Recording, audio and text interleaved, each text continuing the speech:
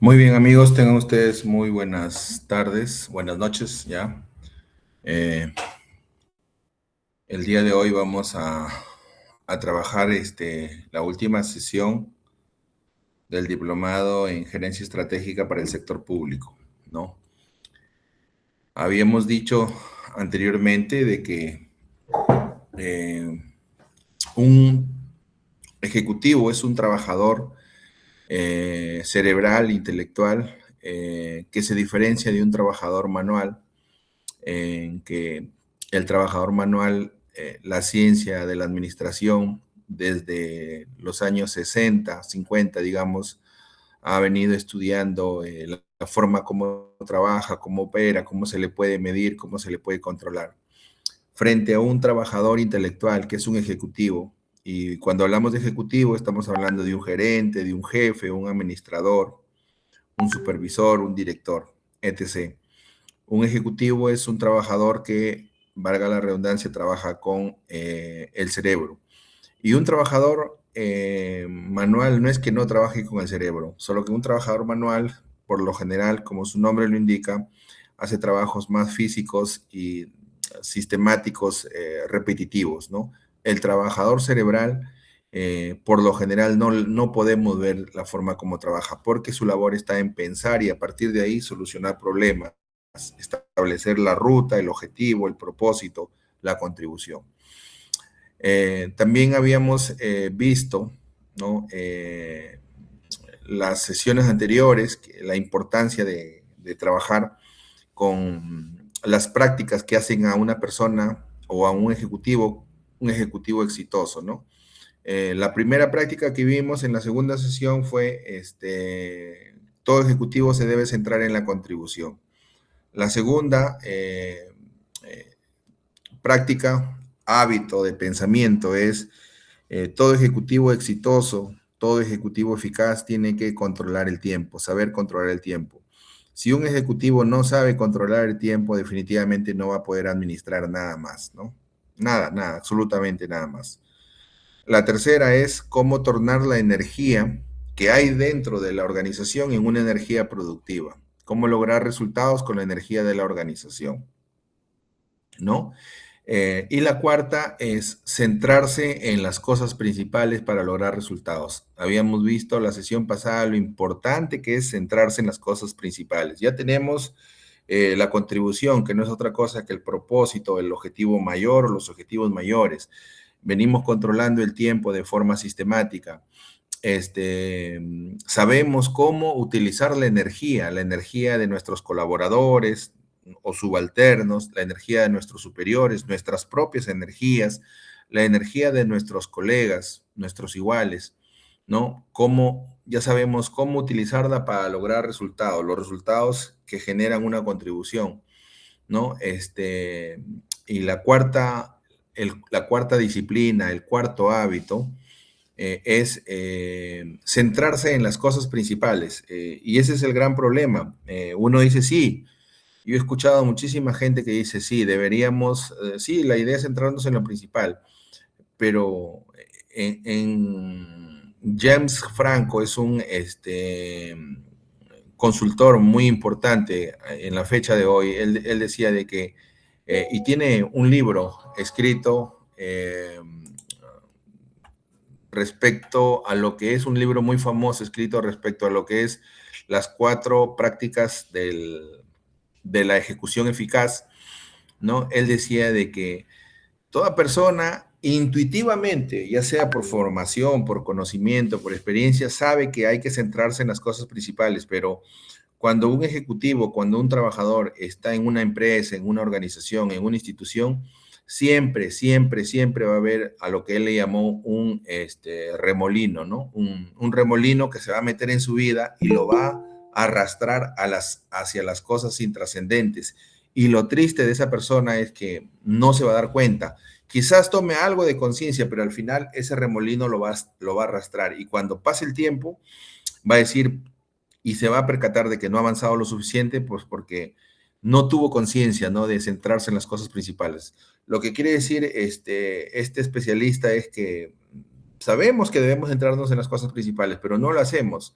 Y no lo hacemos no porque no queramos, sino no lo hacemos sino porque somos arrastrados por una especie de remolino. Y ese remolino no son otras cosas que las llamadas de atención, que las visitas de clientes, que las visitas de funcionarios externos, que eh, las llamadas o las visitas de trabajadores diversos de la organización, que un problema aquí, un problema allá, que nuestra familia, que llamadas personales, que reuniones, que donde no tienes nada que hacer, pero que tienes que participar.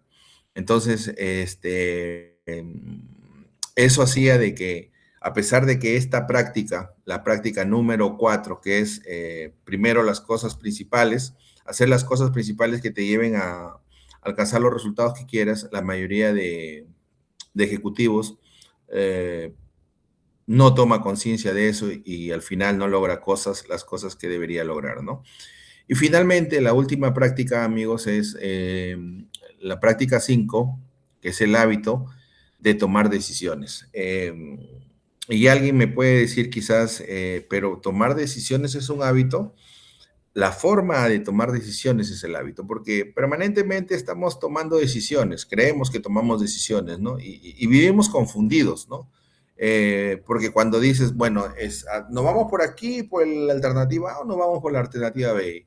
Y dicen, bueno, tomamos la alternativa B, ya tomé una decisión. La respuesta es sí, pero a la vez es no. ¿Por qué no? Porque la toma de decisiones es un proceso más sistemático, más de conciencia, más de análisis. No es tan sencillo, ¿no? No es tan sencillo como decir sí, como decir no. De eso no trata la toma de decisiones, sino un trabajo ejecutivo que se tiene que hacer. Todo ejecutivo exitoso, todo ejecutivo eficaz lo realiza y gracias a eso es que obtiene resultados considerables, obtiene avances considerables dentro de su organización, ¿no?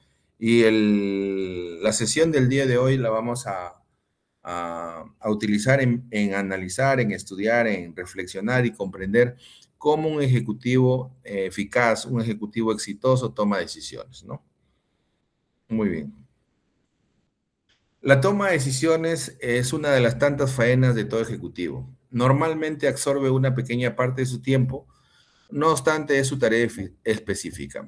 Es decir, cuando tú eres ejecutivo, tu principal labor, tu tarea específica, lo que ya te imaginas que tienes que hacer es tomar decisiones, no lo puedes evitar. Ese es tu trabajo es tomar decisiones. Yo he escuchado a mucha gente que dice, bueno, cuando eres jefe, sí dices, toma decisiones, dices que se haga esto, que se haga lo otro, esto velo aquí, esto velo acá, como si fuera algo tan sencillo como solamente abrir la boca. Y la toma de decisiones es uno de los trabajos más, eh, digámoslo, engorrosos a un nivel intelectual, conceptual, que un trabajador del conocimiento tiene que realizar, ¿no? Y esto es lo que no analizan la mayoría de ejecutivos, cree que la toma de decisiones básicamente es una situación donde tienes que decir sí o no, o por aquí o por allá, algo así de sencillo como lo haría un niño, ¿no? Entonces, no, la toma de decisiones implica un nivel conceptual mucho más elaborado, mucho mayor de exigencia del pensamiento, de lo que uno puede creer, ¿no? Y es por eso que aquí lo vamos a demostrar, ¿no? Aparentemente, normalmente, dice, absorbe una pequeña parte de su tiempo, sí, porque no puede estar tomando decisiones permanentemente, ¿no? Al menos decisiones importantes en la organización en la que estás trabajando. ¿No? Porque hay otro tipo de decisiones que sí las tomas, ¿no? Como si te paras, si te sientas, si aceptas la reunión o no la aceptas. Son decisiones de otra naturaleza. Cuando hablamos aquí de toma de decisiones, estamos hablando de decisiones que van a tener un impacto en la evolución positiva o negativa del negocio, ¿no? Entonces, este tipo de decisiones, no las hace permanentemente el ejecutivo. Ya vamos a ver en las otras, diapositivas que no es conveniente que esté permanentemente tomando decisiones de esta naturaleza, sino debe tomar pocas decisiones que tengan un impacto, ¿no? La toma de decisiones entonces es la tarea específica de todo ejecutivo, de todo trabajador del conocimiento, ¿no?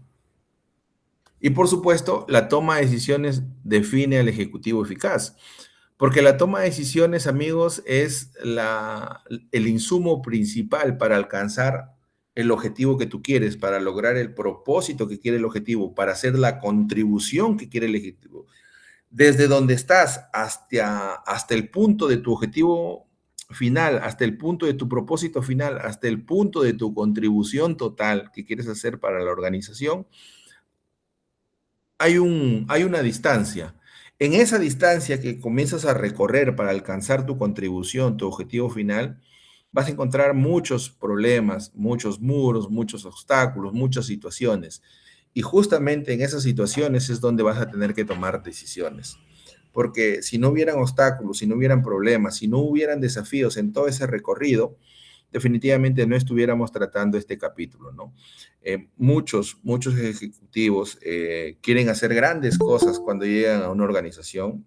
No conozco a un ejecutivo que quiera que llega a una organización, sea grande, mediana, pequeña, y diga, no quiero hacer nada, ¿no? Todos quieren dejar su huella, todo el mundo quiere dejar su razón de ser, quieren dejar su legado, quieren ser recordados por hacer algo bueno, quieren dejar lo mejor para tener lo mejor del currículo, pero al final la gran mayoría de ejecutivos no lo logran, ¿no?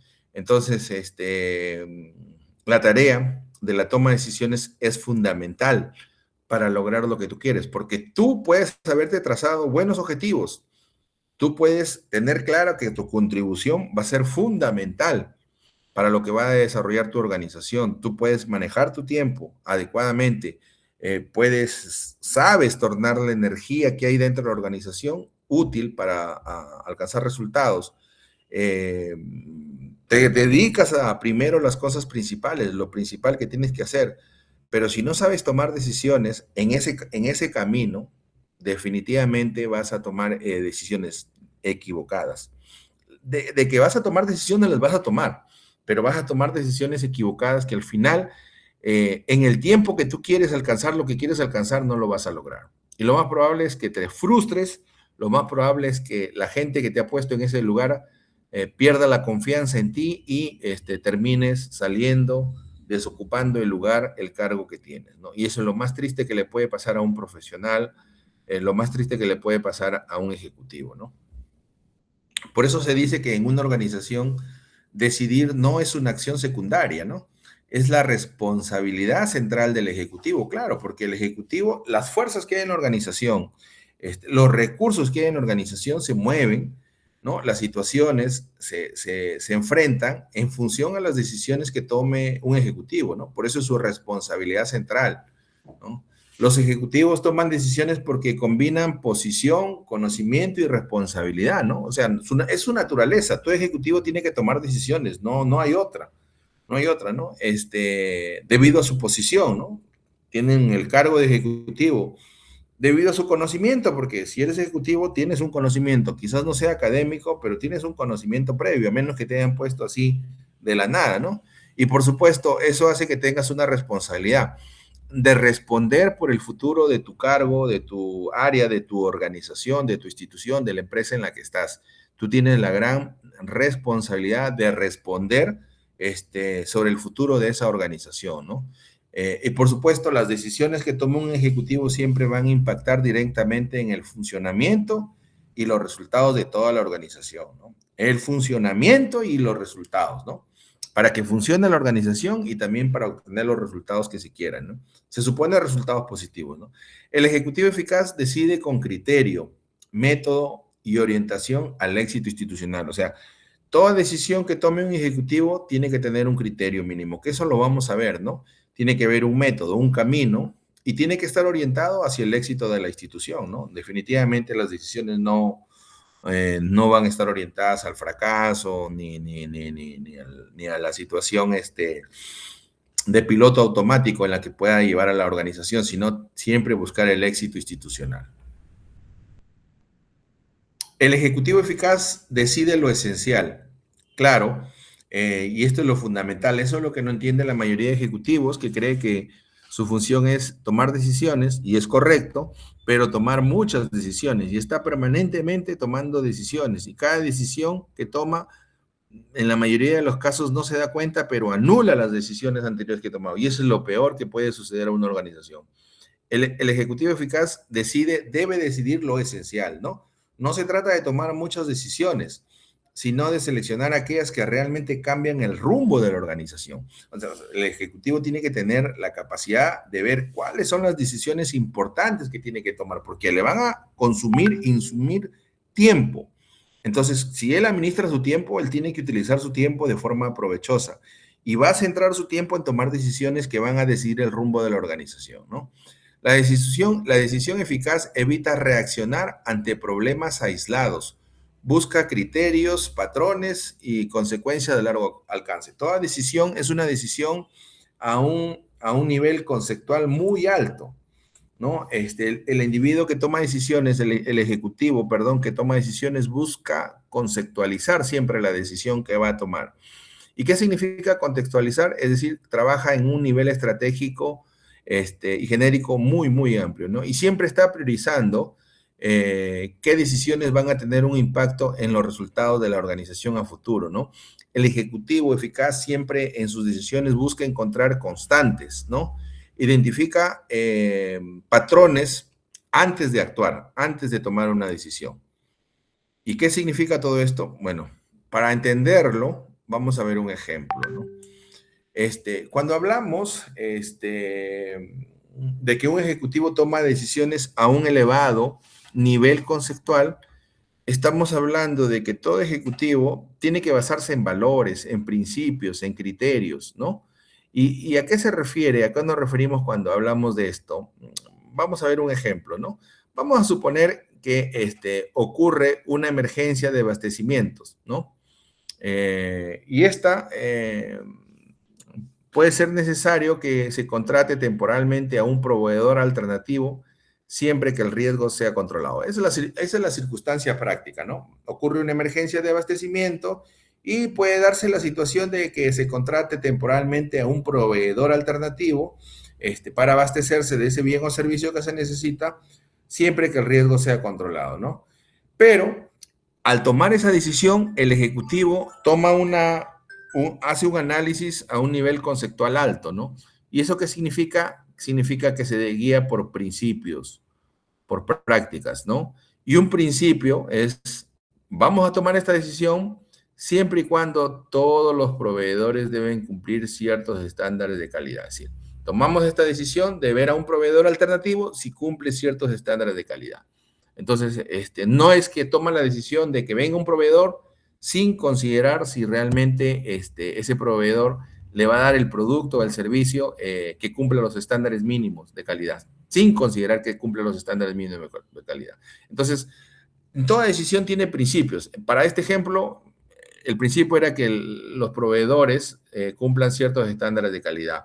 Para otras situaciones habrán otros principios, otras consideraciones. A eso se le llama decidir considerando un nivel conceptual muy alto. No es cuestión de decidir por decidir, sino tú dices, bueno, sí aceptamos a este proveedor alternativo provisionalmente, pero nos guiamos de este principio. Todo proveedor debe cumplir ciertos estándares de calidad.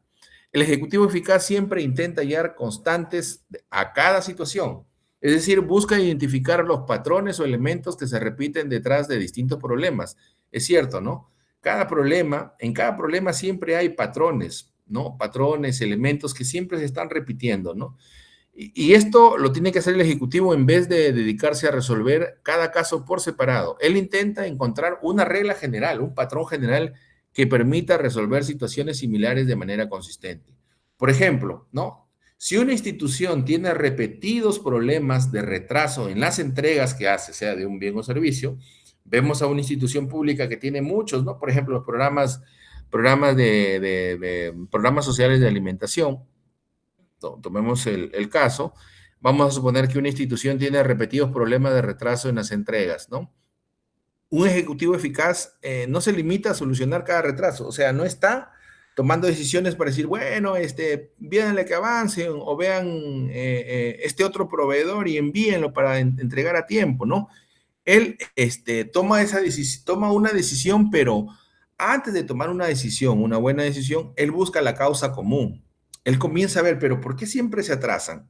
Se atrasan para entregar este producto, se atrasan para entregar el otro servicio, se atrasan para entregar el otro producto. O sea, siempre surge este problema de atrasos, ¿no?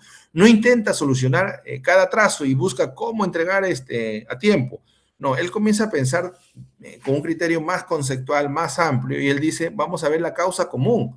¿Acaso el atraso será por una mala planificación de las distintas áreas? O quizás sea una falta de personal, ¿no? Puede ser que sea una falta de personal. O quizás hay problemas logísticos o una deficiente coordinación. Lo analiza, lo discute, lo reflexiona y en función a lo que encuentre, el ejecutivo eficaz toma una decisión, ¿no? Y esa decisión puede ser estructural, es decir, no es una decisión de forma, sino de fondo. Es una decisión que cambia la estructura y al cambiar la estructura, pues logra resolver el problema de fondo.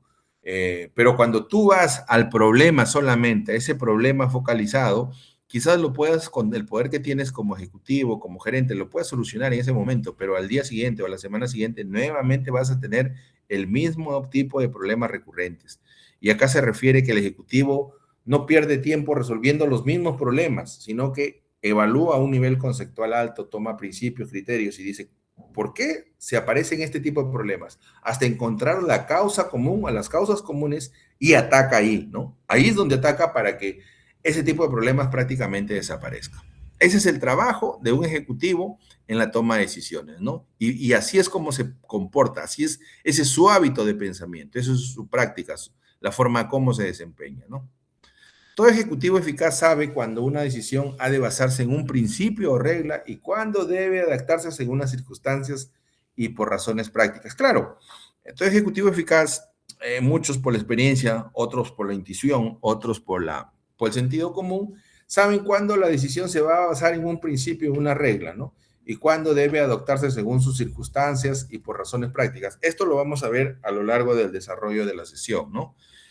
Un ejecutivo eficaz también sabe perfectamente que mientras la decisión no haya generado en tarea, toda decisión es a lo sumo una buena intención. Claro, mientras una decisión que haya tomado el ejecutivo no se ha puesto a la práctica, no es una decisión, ¿no? Solo es una buena intención, ¿no?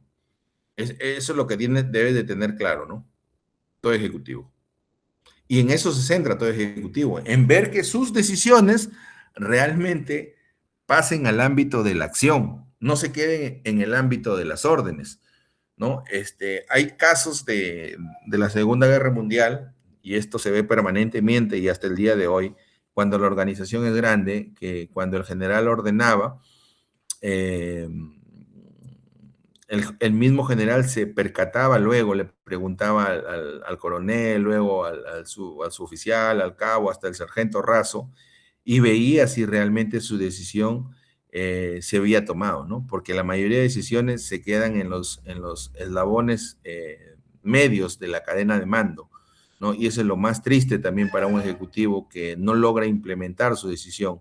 Por eso se dice que toda ejecución, mientras sea una decisión, desde los directivos, desde los ejecutivos, es una decisión, es una buena intención, ¿no? Porque todavía no ha devenido en una tarea, no se ha puesto en acción, ¿no? Para entender esto que acabamos de explicar, vamos a ver dos ejemplos de una empresa privada para que ustedes tengan una amplitud y les permita aterrizar en un tercer ejemplo de una empresa pública, que es lo que nos concierne, ¿no? Son dos ejemplos clásicos, ¿no?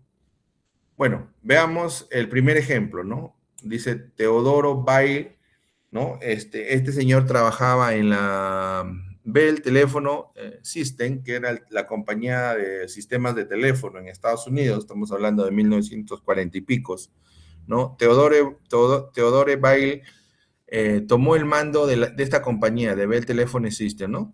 Y por supuesto, esta era una compañía que prácticamente era un monopolio, tenía muchos problemas de parte de la población, de los políticos que veían un monopolio abusivo en cuanto a los costos, a los precios que le cobraban a los usuarios, ¿no? Se veía como una empresa grande, demasiado grande, a la cual era difícil poderle hacer competencia, ¿no? y se le veía a esta empresa como un cáncer, ¿no? A pesar de que a pesar de que prácticamente era un monopolio, estaba haciendo agua con ciertas pérdidas, ¿no? Y se estaba quedando rezagada de las empresas de esa época en el resto del mundo, ¿no? Entonces, Teodoro Bail entró a esta organización, a esta empresa, ¿no? Tomó el mando de la empresa e inmediatamente luego de estudiar la situación en la que se encontraba esta empresa, comprendió que el verdadero problema no era simplemente vender más servicios, porque se estaba quedando rezagado, ¿no? Como empresa, ¿no? Él vio que el problema no era solamente vender más servicios telefónicos, ¿no? La cuestión estratégica era cómo mantener una gran empresa privada y monopolística, siendo útil para la sociedad y evitando convertirse en una organización rígida e incapaz de innovar. Es decir, él no vio que el problema era que las ventas se habían estancado, que los costos comenzaban a subir, que prácticamente vivían en la obsolescencia, que aparentemente para la población norteamericana era una empresa abusiva, porque como casi eran un monopolio, ponían los precios que querían. Él vio que la cuestión estratégica de esta empresa, de esta organización, desde su punto de vista de Teodoro Bail, era que la cuestión era estratégica, ¿no? Y cuando hablaba de estratégica, su posición era cómo hacemos para mantener esta gran empresa privada y monopolística además, en una empresa útil para la sociedad y evitar convertirnos en una organización rígida e incapaz de innovar. Este era el punto central que motivó a Teodoro Val tomar una decisión, ¿no? Y por supuesto, esa decisión que debería haber tomado Teodoro Bail, ¿no? De Bell Telephone System, fue compartida en 4 decisiones fundamentales que cambiaron el devenir, porque ya estaba a punto de ser cerrada por el Congreso norteamericano, ¿no? Estaba en la mira, ¿no? Aparte que tenía problemas para incrementar el número de servicios de inscritos en telefonía, los costos elevados que le hacían agua a la empresa. Aparentemente tenía que subir los precios y esto le creaba un resentimiento con la población y lo enfrentaba con los políticos norteamericanos que querían hacer severas leyes para controlar los monopolios. Algo así hubiese sido fatal para esta empresa en esas épocas, ¿no? Entonces, él tomó una decisión que se partió en 4 decisiones fundamentales. Veamos. La primera decisión que tomó fue definir que el verdadero negocio era el servicio, ¿no?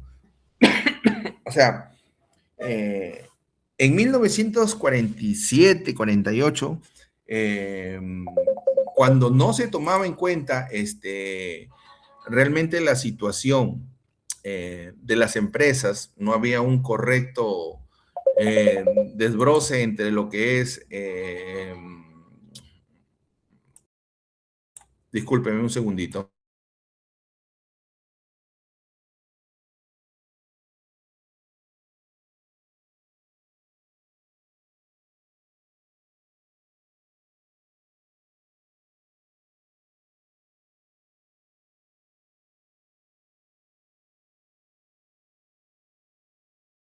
Muy bien.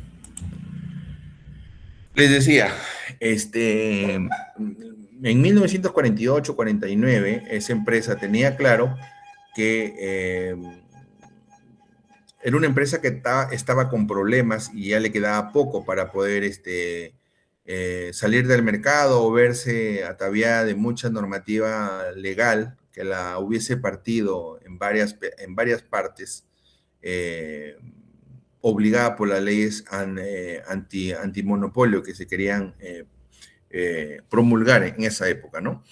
En esa época no se entendía muy bien el tema de una empresa privada y se creía, aunque no es excluyente lo que voy a decir, pero se creía de que el fin último era hacer el máximo de dinero, que una empresa privada, su objetivo era hacer el máximo de dinero, si bien es cierto, es una función, pero no es la primordial, porque ese es el resultado de hacer otras cosas bien.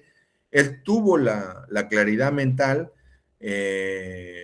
para entender que esa empresa de telefonía, su principal función era satisfacer las necesidades de comunicación del público, ¿no? Por eso, él convirtió el servicio en el principio central de la empresa. Es decir, esa decisión que tomó es cómo hacemos que el servicio, de que la población se comunique, ¿no? De la mejor manera, sea el más óptimo que se pueda dar en la empresa, ¿no?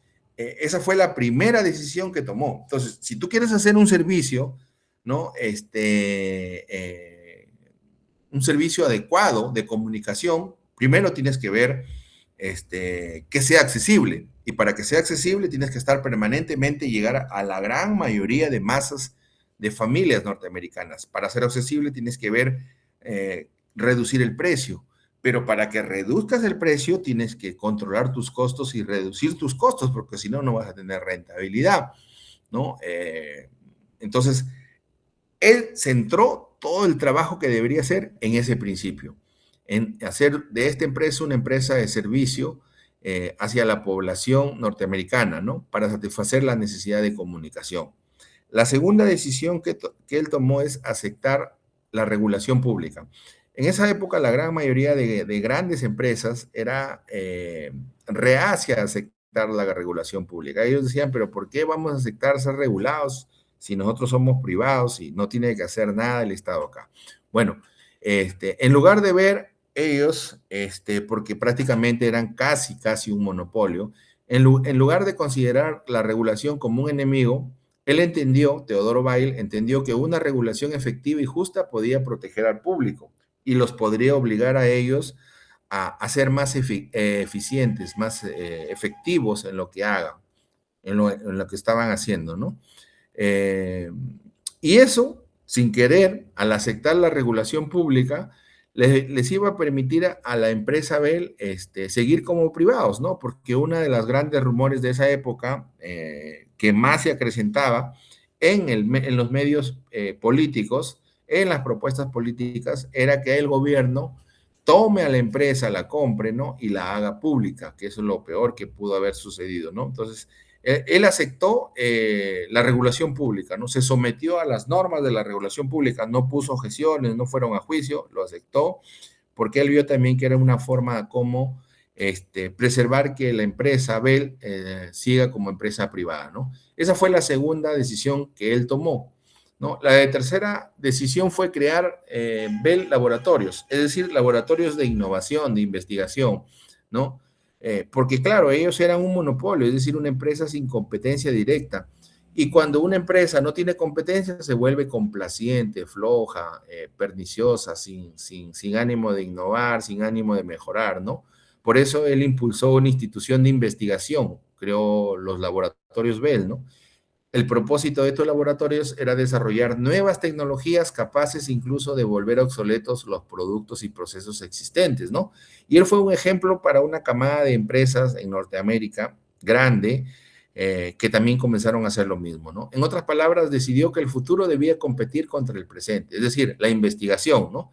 Eso es lo que quiere decir, que el futuro compita con el presente. Si se investigaba y se obtenía, se llegaba a un producto mejor, que era el futuro, pues ese competía con el presente y el mejor se quedaba, ¿no? Y la cuarta decisión fue crear una amplia base y estable de inversionistas. Uno de los grandes, y esta fue una decisión crucial también, ¿no? Uno de los grandes problemas que tenían estas empresas monopolistas era la posibilidad de acceder a los mercados de dinero, pero con a una tasa de interés muy alta para esa época, ¿no? Entonces, porque tenían el riesgo de ser, digamos, de ser confiscados o de ser absorbidos por el gobierno, ¿no? Entonces, esta empresa monopólica tenía acceso al capital, al crédito, pero siempre con muchas restricciones en cuanto a los costos, ¿no? En cuanto al manejo que se debía hacer del dinero, ¿no? Porque la empresa privada, perdón, de créditos en Estados Unidos tomaba también sus decisiones con mucha cautela, ¿no? Entonces, ¿qué hizo él? Tomó una cuarta decisión que fue crear una base amplia y estable de inversionistas. Es decir, Bell necesitaba enormes cantidades de capital para crecer, para seguir creciendo, mejor dicho. Y Teodoro Weil diseñó una estructura financiera dirigida a pequeños y medianos inversionistas. Es decir, Bueno, la gran banca nos puede prestar y nos puede prestar con muchas regulaciones, con muchos sobrecostos y con altos, elevadas tasas de interés, ¿no? Pero Teodoro Bail vio a los pequeños y medianos inversionistas, ¿no? Que podía acceder a ellos, ¿no? Y fueron ellos que son sumados, son 4 o 5 veces más que la gran banca, y pudo obtener crédito más flexible, más fácil de manejar y mucho más barato, ¿no? Esa fue la cuarta decisión que tomó, ¿no? Generó una estructura financiera dirigida a pequeños y medianos inversionistas, buscando siempre una fuente de financiamiento para la expansión de la compañía. Entonces, la gran enseñanza de este ejemplo de Teodoro Bail de teléfonos, Bail no reaccionó ante problemas aislados, ¿no? Se preguntó qué condiciones debía cumplir la empresa Bell para sobrevivir y crecer en el largo plazo. Y construyó decisiones basadas en principios, ¿no? En el principio del servicio, ¿no? A la población, en el principio de la innovación, en el principio de aceptar la regulación y en el principio de el financiamiento barato, ¿no? Y para eso buscó nuevos mercados. Entonces, cuando hablamos de que las decisiones se deben tomar a un alto nivel conceptual, se deben tomar buscando patrones, estamos hablando de este tipo de decisiones, ¿no? Como ustedes ven, una decisión que se ramificó en 4 fundamentales decisiones hicieron de esa empresa una de las más grandes empresas y que fue madre de nuevas empresas que el día de hoy han construido las telecomunicaciones en el mundo, ¿no? Como ejemplo. El segundo ejemplo lo vamos a ver en una empresa privada que es de Alfred Sloan, ¿no? En General Motors, ¿no? El título del ejemplo es Descentralizar General Motors sin perder el control. Cuando Sloan asume la dirección de General Motors en 1922, él encuentra una empresa formada por varias divisiones, ¿no? Varias divisiones. Una división tenía cantidad de áreas, ¿no? Y se encargaba de alguna de las partes de la construcción de los motores de un auto, ¿no? De esa empresa. Y estas divisiones estaban dirigidas prácticamente como negocios independientes, ¿no? Ese era el gran problema, lo que generaba los sobrecostos, lo que generaba la desconexión de la empresa con el mercado, ¿no? Lo que generaba la poca coordinación y prácticamente era una empresa que se estaba convirtiendo en un caos, ¿no? Porque cada división, cada área de la empresa era dirigido como un negocio independiente. Esto se planteó así en un inicio, aparentemente dio resultados porque se pensaba de que era una forma de que cada uno compita, pero al competir entre ellos, lo que logró fue más bien más problemas, ¿no? Y generó un problema grave, ¿no?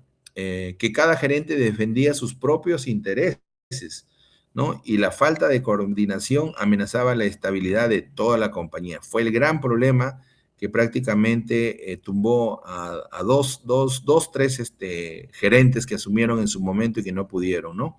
Porque quisieron hacer parches pequeños, ¿no? De decisiones.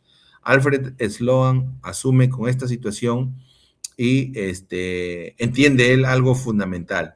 Él, luego de estudiar y analizar, conversar con todo su equipo, con todos los responsables de la organización y de conversar también no solamente con los ejecutivos, sino también con supervisores y trabajadores y clientes, entendió algo fundamental, ¿no? Él vio que el problema no era simplemente de personalidades, o sea, no se trataba de los egos, del tipo de personalidad, de los que dirigían cada división, que se veía que aparentemente era la forma o la base que generaba los conflictos, ¿no?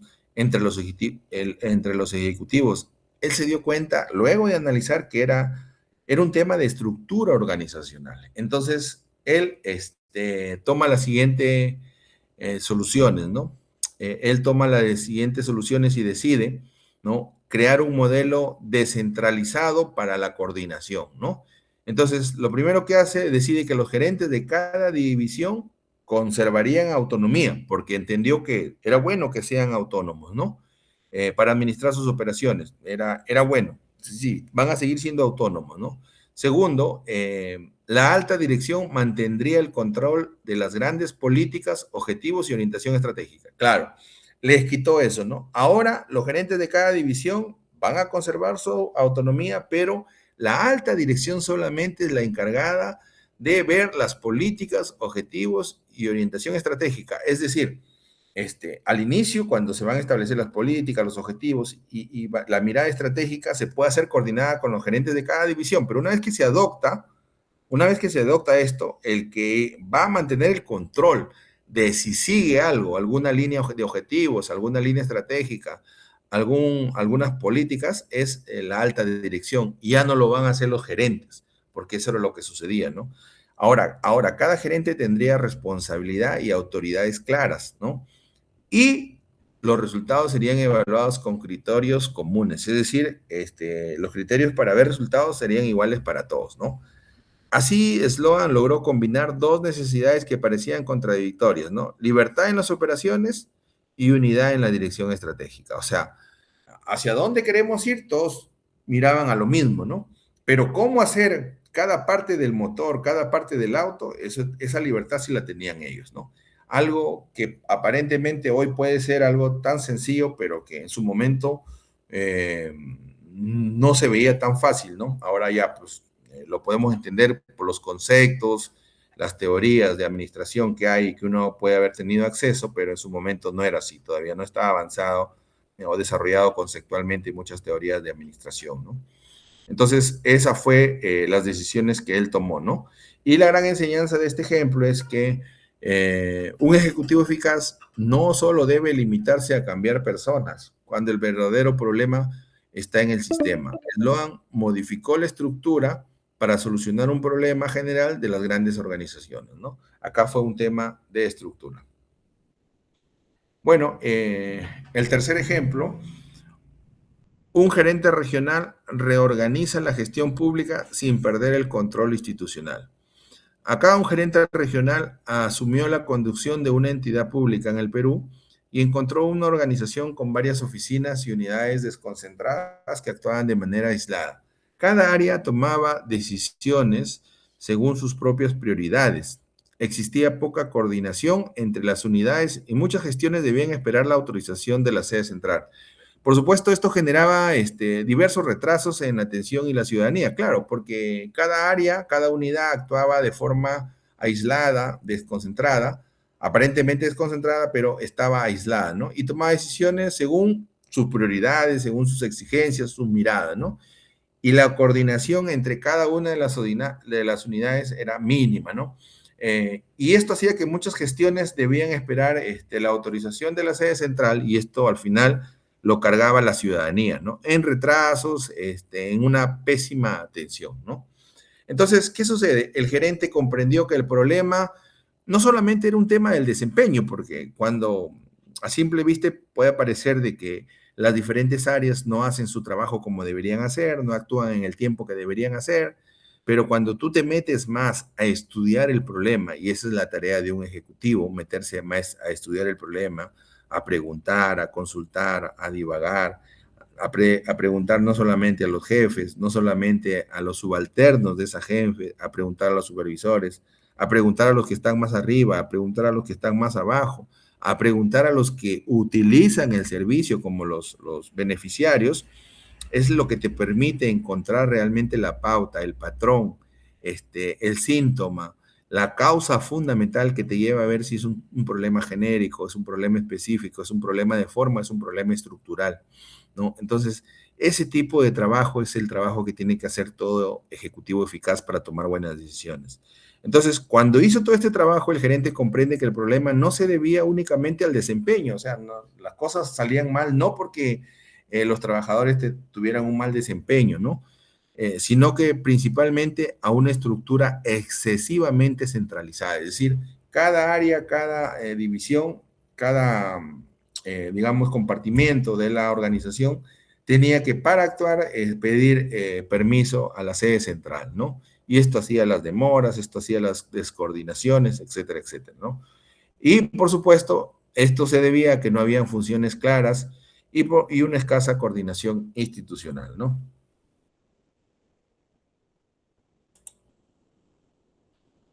¿Cuál fue la decisión del gerente?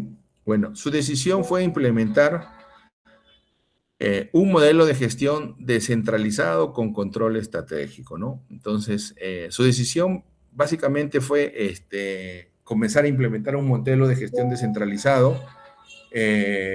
Perdón, tengo un problemita acá.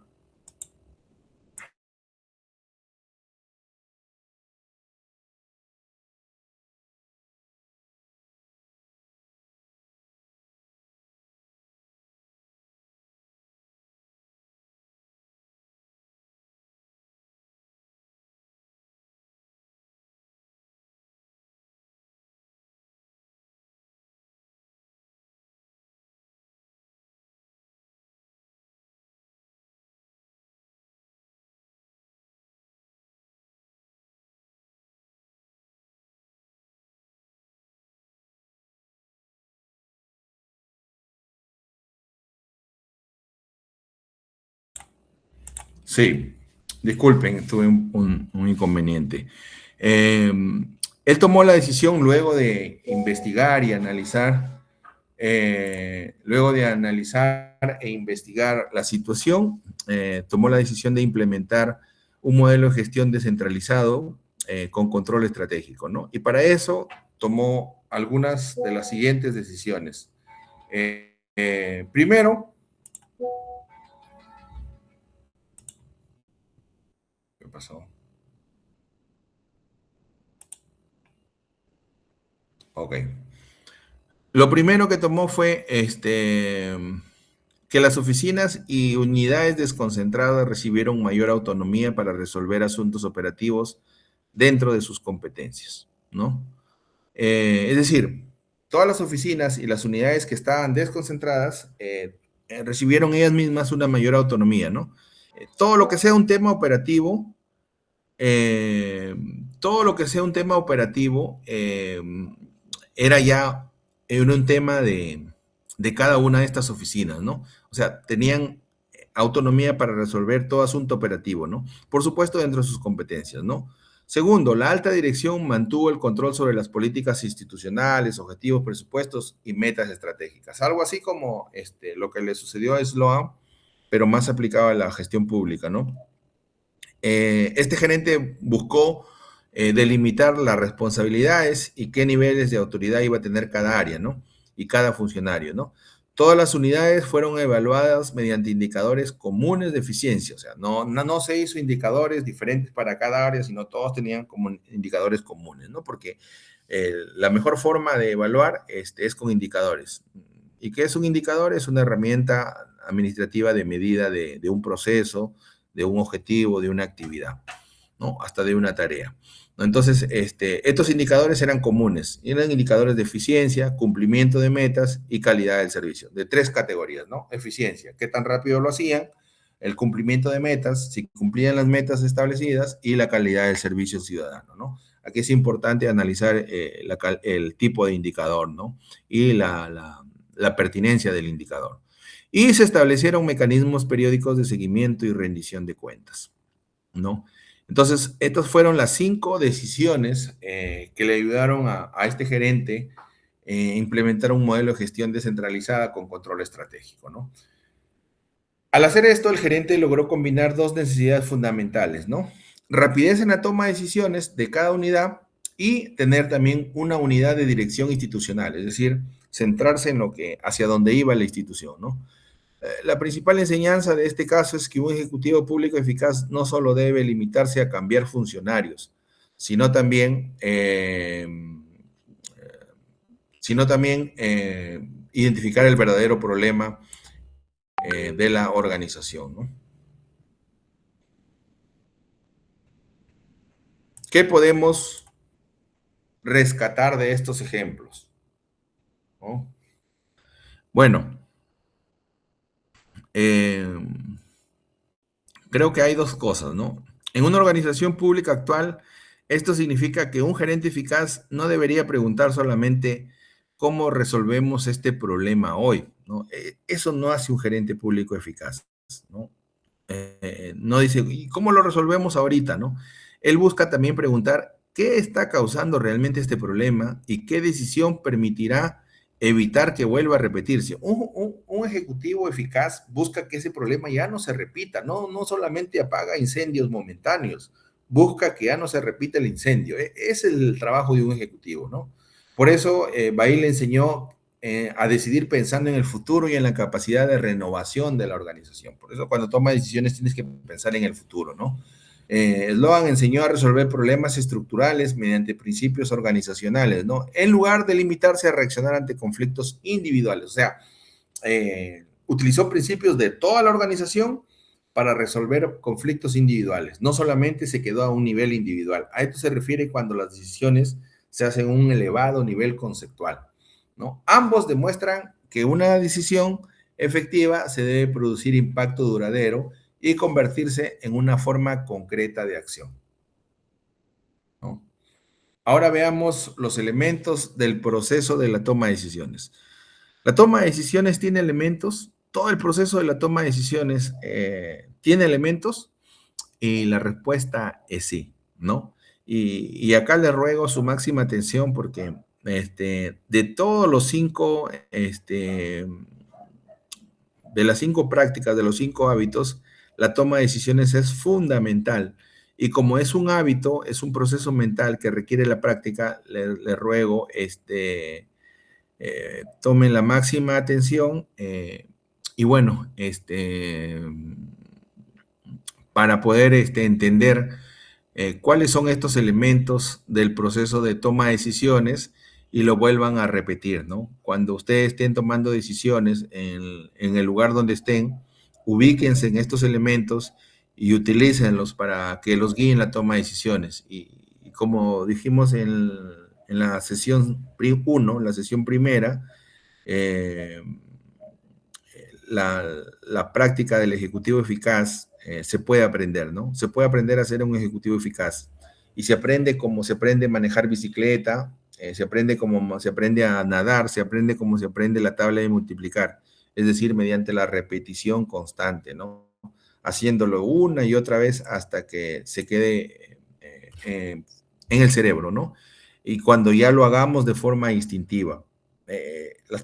Estas prácticas son hábitos mentales, ¿no? Entonces, siempre les ruego estén leyendo, siempre les ruego estén analizando, hagan un mapita, porque sean gerentes a un alto nivel o sean funcionarios de nivel medio, en 4 minutos dice hará una breve pausa técnica, o sean funcionarios de nivel medio, eh, es importante desarrollar estos elementos que va a ser fundamental para el éxito de cualquier profesional, de cualquier profesional, de cualquier tipo de profesional, ¿no? Los elementos del proceso de la toma de decisiones son, eh, de, eh, son elementos que siguen a un proceso sistemático, ¿no? Y este proceso está compuesto por 5 elementos fundamentales, ¿no?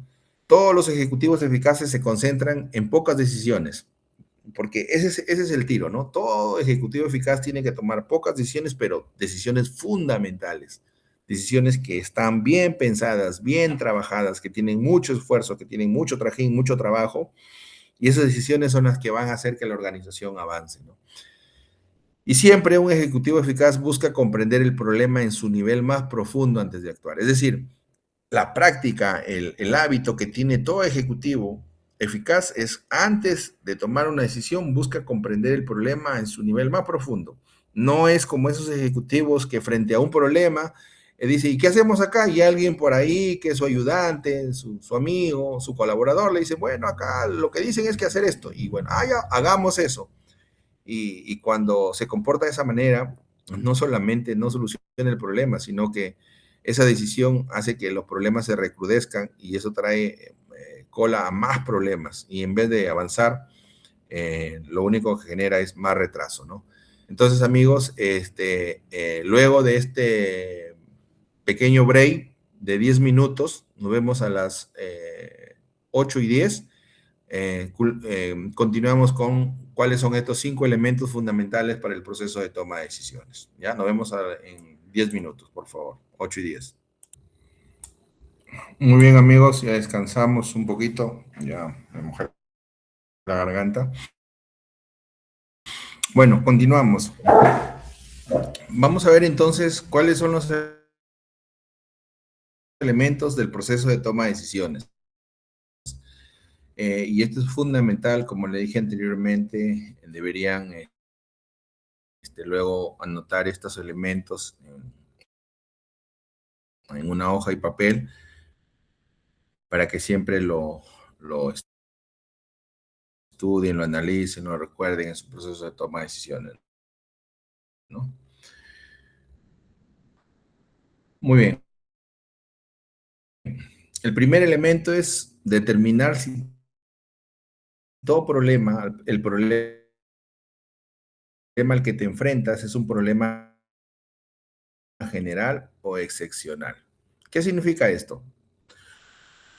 La primera pregunta que debes hacerte cuando tomas una decisión es, ¿estoy frente a un problema general que puede volver a repetirse o ante una situación verdaderamente excepcional? O sea, es algo nuevo, es de una sola vez, de una única vez. O quizás sea un problema general, es un problema que siempre se va a dar, ¿no? Hacer esta distinción es fundamental. Cuando un problema es general o es recurrente, es decir, que siempre se repite, eh, no debe resolverse cada vez mediante una solución improvisada, porque eso lo único que hace es, te va a quitar autoridad, porque se va a volver a repetir el problema, te va a hacer perder tiempo, te va a generar estrés, ¿no? Entonces, frente a este tipo de problemas es necesario establecer una regla, una política o un principio general que permita a tus subalternos, a la gente que trabaja contigo, enfrentarlo de manera permanente, ¿no? Ok, muy bien. Continuamos. El segundo elemento es definir claramente qué debe lograr la decisión, ¿no?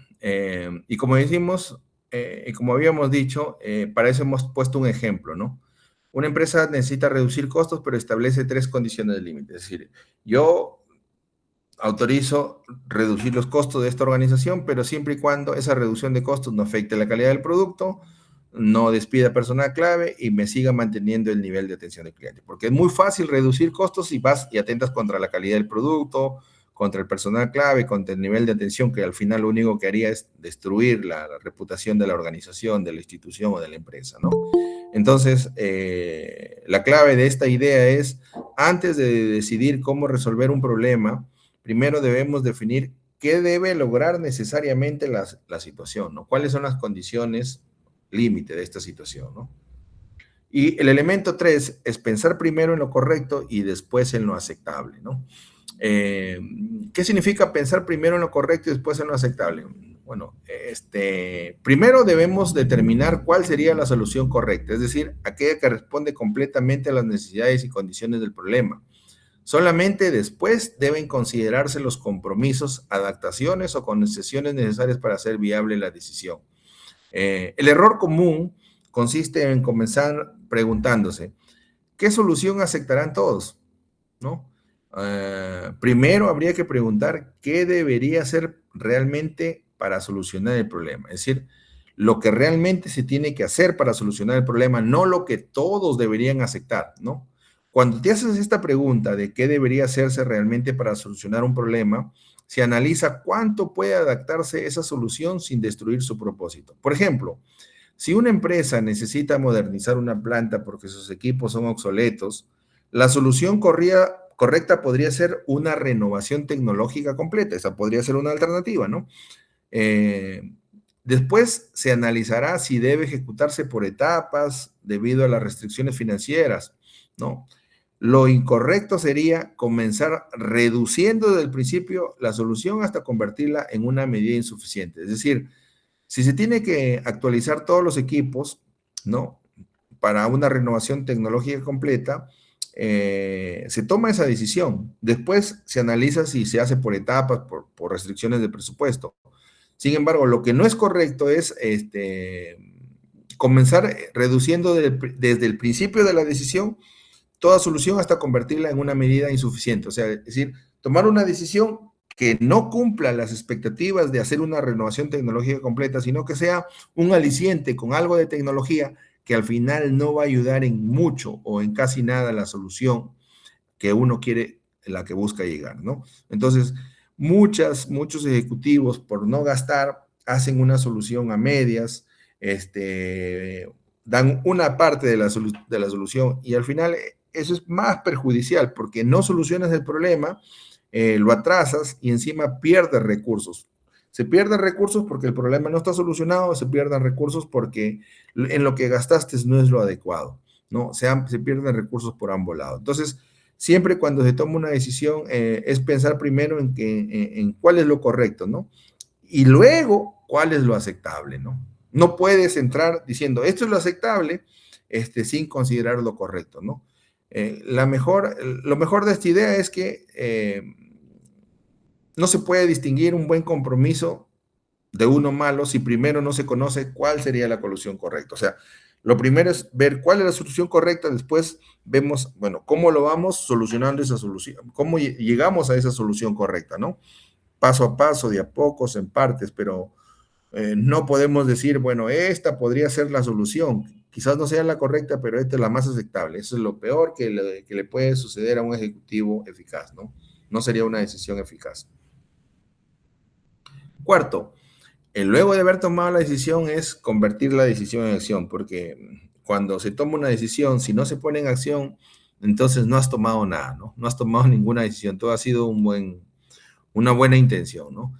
Entonces, convertir la decisión en acción es la cuarta, digamos, el cuarto elemento de toda toma de decisiones, ¿no?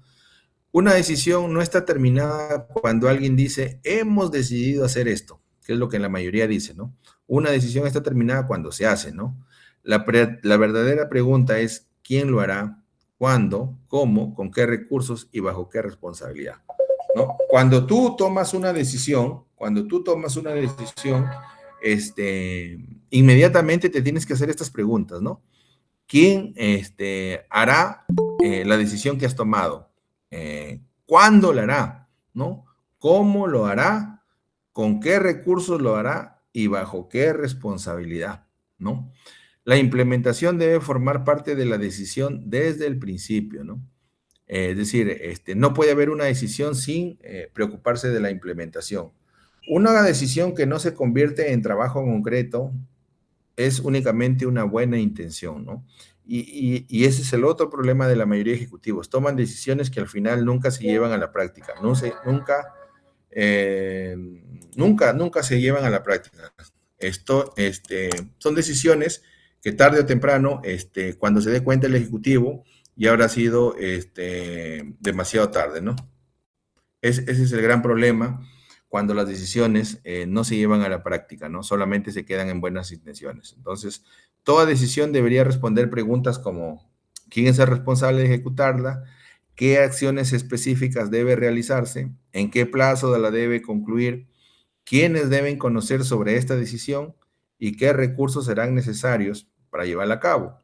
¿Cómo se evaluará el desempeño de estas? O sea, el ejecutivo no solamente tiene que tomar una decisión, y eso es lo otro, ¿no? La mayoría de ejecutivos toman decisiones, se la comentan a alguien, pero no se dedican a monitorear esa decisión, ¿no? Y para monitorear esa decisión, tienes que saber responder estas preguntas, ¿no? Estas 6 preguntas, ¿no? ¿Quién es el responsable? ¿Qué acciones se tienen que realizar? ¿En qué plazo se tiene que cumplir? ¿Quiénes deben conocer la decisión? Aparte del que le digo que haga las cosas, ¿quiénes más la deben conocer? Porque va a depender de ellos, ¿no? Y cuántos recursos serán necesarios, ¿no? Y cómo se evaluará el desempeño. Entonces, el ejecutivo no solamente toma la decisión, sino que organiza toda la estructura para que esa decisión efectivamente se cumpla. ¿Cómo se llama? Es la parte central del trabajo de todo ejecutivo, ¿no?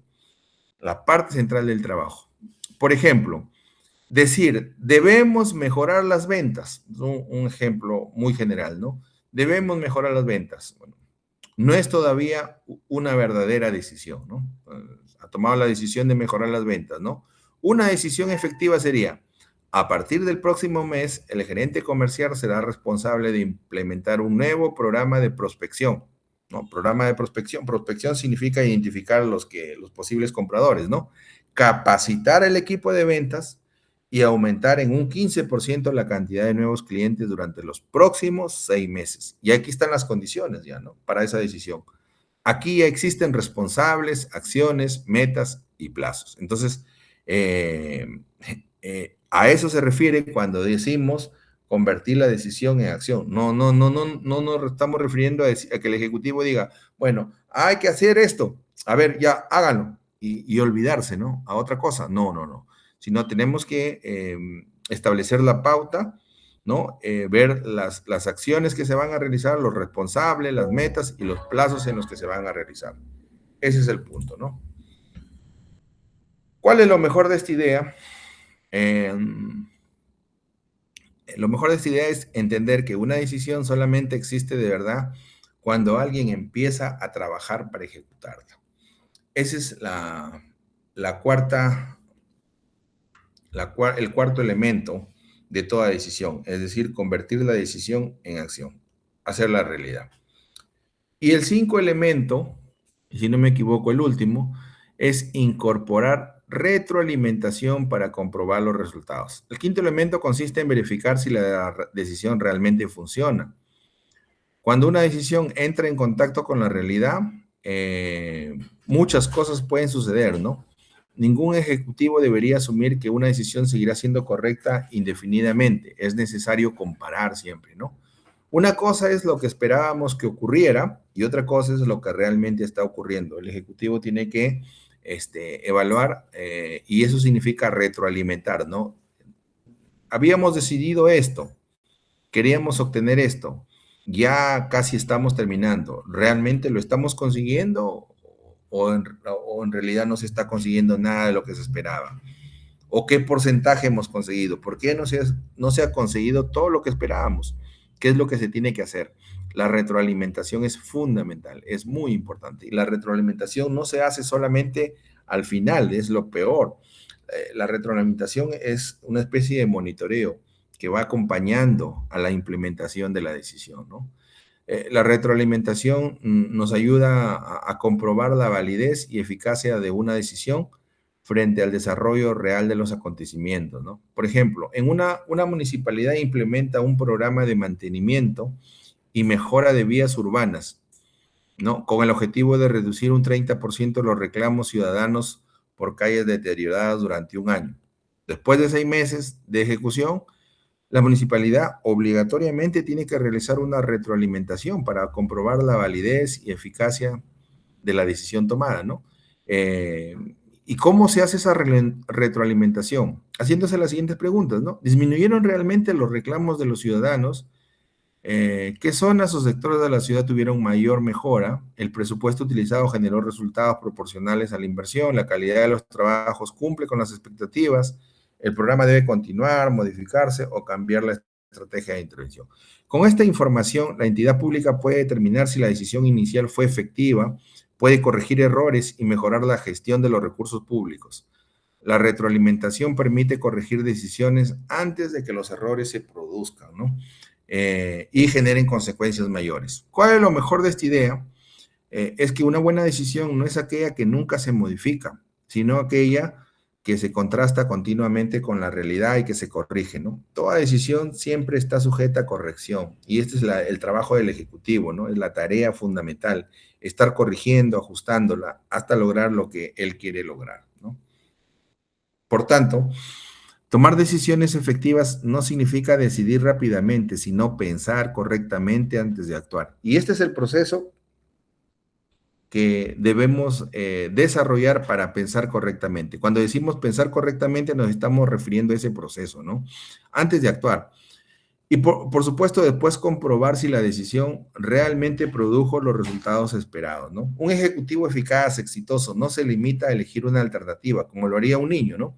Él comprende que el verdadero problema se debe definir con claridad, se debe saber qué resultado se necesita y debe debe tomar una decisión basada en principios, debe asignar responsabilidades para ejecutarla y verificar posteriormente si la realidad confirma que decidió correctamente, ¿no? Entonces, ese es el trabajo que tiene que realizar un ejecutivo, ¿no? Ese es su función. Más que reuniones, más que conversaciones sin sentido, este es el verdadero trabajo que debe realizar permanente, porque lo principal que tiene que estar preocupado un ejecutivo es que la decisión que ha tomado realmente se haga efectiva, es decir, se ejecute y que obtenga los resultados que él está pidiendo, ¿no? Y su tarea es esa, ¿no? Acompañar esa decisión durante todo el proceso, ¿no? Para al final obtener lo que él quiere, ¿no? Bueno, si esos han sido los elementos en la toma de decisiones, ¿cuáles serían entonces las características de las decisiones efectivas, ¿no? ¿Cómo podemos determinar cómo se viste una decisión efectiva, una buena decisión, ¿no? Para entender esto vamos a soltar algunas ideas y luego vamos a ver punto por punto, ¿no? Una característica de una decisión efectiva es que una decisión eficaz no consiste en encontrar rápidamente una respuesta correcta. Es decir, no siempre en una decisión eficaz, en una buena decisión, vas a encontrar de forma muy rápida una respuesta correcta, ¿no? Esto es contraproducente a la mayoría de los ejecutivos que quieren encontrar la respuesta ya, ya. Y las decisiones, las buenas decisiones, las decisiones efectivas, por lo general no se encuentran rápidamente. Esa es la primera característica, ¿no? La otra característica, toda buena decisión efectiva siempre se confronta con distintas opiniones, siempre busca confrontarse con distintas opiniones, ¿no? Entonces, la tarea del Ejecutivo, no es algo que sucede así, sino es la tarea del Ejecutivo. La tercera característica es toda decisión requiere definir qué información es realmente relevante y esa es también tarea del Ejecutivo, ¿no? Él tiene que comenzar a definir, evaluar qué información es lo que se necesita, lo que se hace relevante para la toma de decisión. Y la otra característica de las decisiones efectivas es que siempre se debe analizar las diversas alternativas que puedan haber, ¿no? Eh, y esto al final nos va a llevar a decidir conscientemente entre actuar o no actuar, porque les informo que no actuar también es una forma de tomar una decisión, ¿no? Entonces, estas es las características de las decisiones efectivas. Ahora vamos a hacerlas más específicas, ¿no? Uno, una decisión real exige alternativas. Decidir significa elegir entre alternativas, ¿no? Eh, en la práctica, rara vez las decisiones importantes consisten entre escoger algo verdaderamente correcto y contra algo claramente incorrecto. Normalmente las opciones están razonablemente mezcladas, ¿no? Cada opción tiene ventajas, tiene riesgos y consecuencias diferentes. No hay una opción que tenga 100% ventajas, cero riesgos y cero consecuencias diferentes. Por eso se dice que las decisiones están entre una decisión algo correcto y entre una decisión poco correcta, ¿no? Entonces, toda decisión tiene riesgos, ¿no? Tiene consecuencias diferentes, ¿no? El, Elegir entre alternativas es una idea fundamental porque un ejecutivo que solo considera una alternativa realmente no está tomando una decisión, ¿no? Está aceptando la única posibilidad sin haberla cuestionado lo suficiente y contra esto se tiene que cuidar la mayoría de ejecutivos, ¿no? Por ejemplo, una empresa que pierde clientes no debería asumir inmediatamente que debe reducir precios, ¿no? Es lo peor que puede suceder, ¿no? También podría mejorar el servicio, diferenciar su producto, desarrollar programas de fidelización o dirigirse a otro segmento. Este es un ejemplo de cómo el ejecutivo tiene que ver nuevas alternativas, ¿no? No hay una alternativa única. El tener una alternativa única implica que el ejecutivo no está haciendo el trabajo, es un ejecutivo ocioso, ¿no? Dos, ninguna decisión comienza con hechos, ¿no? Todos comenzamos con opiniones, aunque muchos me puedan objetar, esta característica probablemente sea muy provocadora, pero nadie comienza con hechos, a pesar de que todos dicen, no, veamos los hechos. Nadie ve los hechos. Todos comenzamos con opiniones de nuestras experiencias pasadas. Que no la digamos es diferente, pero todos tenemos una opinión, ¿no? Por eso dice, el ejecutivo no empieza su análisis con hechos completamente objetivos. Claro, eso sería lo ideal, pero en la práctica no es así, ¿no? ¿Por qué? Porque las personas primero interpretan la realidad desde su conocimiento, desde la experiencia que hemos tenido, desde nuestros propios puntos de vista, ¿no? Esas opiniones deben tratarse como hipótesis que necesitan ser contrastadas con la evidencia. Lo peor que podemos hacer es negar esto, porque no existe la persona que no comience un análisis con una opinión, ¿no? Entonces, ¿qué se aconseja? Dice, bueno, si yo tengo la opinión, va a ser una hipótesis, no es que esa sea la realidad, lo voy a tomar como una hipótesis, ¿no? Sí, es mi opinión, pero vamos, de aquí ya vamos a los hechos, ¿no? O sea, asumir. Entonces, cuando tú no haces eso, tú asumes tu opinión como un hecho y lo único que haces es desvirtuar la realidad para ajustar la realidad a tu opinión. Y eso es lo peor que puede suceder, ¿no? Entonces, ser consciente dice, sí, pues yo tengo esta solución, esta mirada y esa es mi opinión, ¿no? Puede que yo crea que esa es mi opinión es la correcta, pero voy a ponerla como una hipótesis y vamos a contrastarla con los hechos y vamos a ver si resiste el análisis, ¿no? Eso es lo que debería ser un ejecutivo eficaz, ¿no? Por eso se dice que la enseñanza no es que los datos sean innecesarios, al contrario, primero debemos determinar qué información es relevante, cuál información que necesitamos para entender este problema, ¿no? Para tomar la decisión, cómo la debemos medir porque si no tenemos un criterio de relevancia, podemos seleccionar únicamente datos que confirman lo que ya creemos, claro. A veces por nuestro ego, nuestra autoestima, el ejecutivo coge datos que le ayudan a validar lo que él cree, la opinión que tiene, pero eso es lo más perjudicial. No, la idea es ver qué información realmente necesitamos para entender el problema, entender la situación y poder tomar la decisión. Y cuando vemos qué tipo de información es la que necesitamos, ya vamos a tener la capacidad de saber medirla y eso va a ser relevante para ver los datos que nos van a confirmar si lo que creemos es lo correcto o estamos equivocados, ¿no? Entonces, una organización puede tener miles de datos y aún así tomar una mala decisión si mide las cosas de forma equivocada. La tercera, el desacuerdo mejora las decisiones y esto sí yo lo he vivido. La mayoría de ejecutivos, y es por eso que no avanzan, y está demostrado aquí, los mayores ejecutivos que han quedado en los libros de historia, en los casos de éxitos empresariales, son aquellos ejecutivos que conscientemente han buscado el desacuerdo organizado, ¿no? El desacuerdo institucionalizado. Entonces, la tercera característica de una buena decisión es que todo desacuerdo mejora las decisiones. La discusión nos ayuda a mejorar las decisiones. Y esto no les gusta a la mayoría de ejecutivos porque cree que le están faltando el respeto, que él está perdiendo la autoridad. Y no, un ejecutivo debe propiciar el desacuerdo, debe propiciar que los demás estén. ¿Por qué? Lo vamos a ver, ¿no? Todo desacuerdo que exista frente a tomar una decisión no debe verse como un problema, ¿no?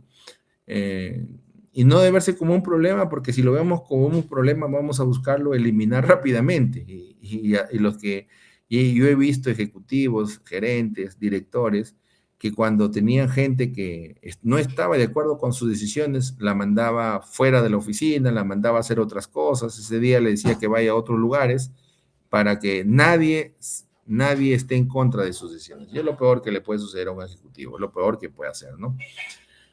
Una decisión importante debería ser sometida a opiniones contrarias, ¿no? Y argumentos diferentes. El ejecutivo eficaz busca comprender por qué otra persona ve la situación de manera distinta antes de determinar quién tiene razón, ¿no? Esa es la tarea de un ejecutivo, ¿no? Ese es su trabajo, ese es su práctica mental, el hábito que siempre debe tener, ¿no? Él debe buscar comprender por qué la otra persona ve la situación de manera distinta antes de determinar quién tiene razón. Claro, el ejecutivo que no es eficaz, que no sabe trabajar como ejecutivo, cuando tiene un desacuerdo, él busca ganarle a ese desacuerdo, ¿no? O sea, enfrentarlo, hacerlo perder, como se dice. el ejecutivo eficaz no está tanto en hacerlo perder, porque al final es el que toma la decisión, ¿no? El objetivo eficaz, lo que él busca es entender a la otra persona, por qué está en desacuerdo, ¿no? Y sopesar, porque al hacer eso, su capacidad mental, su capacidad de análisis se va a ampliar, ¿no? Todo desacuerdo cumple tres funciones principales, ¿no? La primera función es que evita que el ejecutivo quede atrapado en sus propias ideas preconcebidas, claro. Cuando hay un desacuerdo, te saca de esas ideas preconcebidas en las que estás, ¿no? Porque todos tenemos nuestras ideas preconcebidas, eso es indudable, ¿no? Segundo, todo desacuerdo genera verdaderas alternativas, ¿no? Cuando hay un desacuerdo, te sale otra alternativa. Dice, no estoy de acuerdo con eso porque deberíamos hacer esto. El otro dice, no, yo creo que se debería hacer esto por esto y por esto. Y eso nos ayuda a ver nuevas alternativas y evaluarlas. La labor del ejecutivo es evaluar las alternativas, ¿no? Y la tercera función es que estimula la imaginación y permite descubrir aspectos del problema que podrían haberse ignorado. Cuando más oposición hay, más ideas de oposición, de desacuerdo frente a la decisión que quieres tomar ahí, esto va a estimular la imaginación del ejecutivo y de todos los que están en la reunión y es inevitable que puedan descubrir aspectos nuevos del problema, ¿no? Que quizás si no hubiese sucedido eso, hubiesen quedado olvidados sin haberse identificado, ¿no? Y eso sí es fatal, ¿no? Para la toma de decisiones. La mejor enseñanza de esta sesión es que un equipo en el que todos siempre están de acuerdo puede ser cómodo, pero también puede ser peligroso, ¿no? Porque puede ocultar conformismo, temor a cuestionar al jefe o falta de análisis crítico, ¿no? El desacuerdo es fundamental para un ejecutivo porque el ejecutivo eficaz utiliza el desacuerdo para ampliar su pensamiento, para salir de las ideas preconcebidas que tiene y para generar nuevas alternativas. Por eso es importante el desacuerdo para las decisiones efectivas, ¿no? La cuarta característica es, antes de preguntar quién tiene razón, hay que entender por qué existe el desacuerdo. Y esta es tarea del Ejecutivo, definitivamente. Nadie lo va a hacer sino el Ejecutivo, ¿no? Porque el resto de personas va a estar en desacuerdo, va a tener su opinión. Pero es que el Ejecutivo tiene que, antes de entender quién tiene realmente la razón, él tiene que entender por qué existe el desacuerdo, ¿no? El Ejecutivo eficaz no supone automáticamente quién piensa diferente está mal, informado o está equivocado o le tiene tirria, pelea, bronca. No. Él primero intenta identificar cuál es la realidad, ¿no? Qué información tiene, ¿no? ¿Cuál es la preocupación o qué supuesto está analizando esa persona que lo que quizás los demás no lo estén considerando, ¿no? Cuando un ejecutivo hace eso, esto se torna muy importante para la institución, ¿no? Por ejemplo, si en una municipalidad se plantea la implementación de un nuevo sistema digital para agilizar los trámites administrativos de los ciudadanos, durante la evaluación del proyecto las áreas tienen opiniones diferentes, los responsables de las diferentes áreas, ¿no? Por ejemplo, el responsable de la Oficina de Administración y Finanzas puede oponerse porque considera la inversión que es muy alto el costo de implementación, ¿no? La capacitación y el mantenimiento del sistema representa una carga importante para el presupuesto institucional. Él se va a oponer y va a decir, no, ese proyecto lo único que va a lograr es que se incrementen los gastos de implementación, capacitación y mantenimiento del sistema y ya no tenemos recursos. Bueno, está en desacuerdo, ¿no? Con ese proyecto. La Oficina de Tecnología e Informática puede apoyar quizás puede apoyar el proyecto, puede estar parcialmente de acuerdo y puede considerar que esto va a permitir reducir tiempos de atención, mejorar el control de los procesos y disminuir errores. Las áreas usuarios de atención pueden respaldarlo porque él le va a facilitar los trámites. Entonces, todos tienen una opinión, ¿no? El ejecutivo tiene que asumir que un área esté equivocada no debe, perdón, un ejecutivo público eficaz no debe asumir que ningún área esté equivocada por pensar diferente. Primero debe analizar qué realidad está observando cada uno. Entonces, finanzas, por ejemplo, está considerando la sostenibilidad económica, ¿no? Que no se desborde el presupuesto, ¿no? Mientras que el área de tecnología y las áreas usuarias están considerando la eficiencia y la calidad del servicio público. Eh, al final, la función verdadera del Ejecutivo no es elegir una posición, sino comprender todas las dimensiones del problema evaluar costos y beneficios, identificar riesgos y tomar una decisión equilibrada que genere mayor valor para la institución y para los ciudadanos, ¿no? Esta es la cuarta. Y la quinta, ¿qué significa? Hay que decidir qué datos realmente importan, ¿no? Todos los datos no son igualmente relevantes, ¿no? Antes de recopilar información hay que preguntarse, ¿qué debemos medir para comprobar si nuestra interpretación de la situación es correcta, ¿no? Además de las mediciones tradicionales que pueden reflejar decisiones y circunstancias del pasado, por lo que un entorno nuevo puede requerir nuevos indicadores, ¿no? No siempre las mediciones tradicionales van a ser útiles, ¿no? Las circunstancias del pasado no siempre van a ser un referente, ¿no? El entorno nuevo puede requerir nuevos indicadores, por eso el ejecutivo siempre tiene que estar a la expectativa de qué datos realmente son importantes para la decisión que va a tomar, ¿no? Por ejemplo, en una municipalidad podría evaluar únicamente el éxito de un programa de atención ciudadana considerando la cantidad de trámites atendidos durante un mes. Bueno, esa municipalidad tomó la decisión de evaluar el éxito de este programa solamente considerando la cantidad de trámites atendidos durante un mes. Sin embargo, para una gestión pública moderna ese indicador no es suficiente, ¿no? Porque también debería analizar tiempo promedio de atención y no solamente el número de atenciones, ¿no? Los ciudadanos reciben respuesta más rápida, ¿no? Nivel de satisfacción ciudadana, ¿no? La población considera que el servicio mejoró, porcentaje de trámites resueltos correctamente, se redujeron errores o reclamos. Otra, ¿no? La cantidad de usuarios que vuelve a utilizar el servicio. La ciudadanía confía nuevamente en la institución y el costo por trámite atendido. Se están utilizando eficientemente los recursos públicos. Entonces, hay muchos más datos que es bueno conservar, incluir para tomar la decisión o para ver su avance, ¿no? En su proceso de implementación. Cuando haces eso, la entidad no solo mide la cantidad de atenciones realizadas, sino también la calidad, la eficiencia, el impacto real del servicio público en la población. Tener más información no significa necesariamente decidir mejor.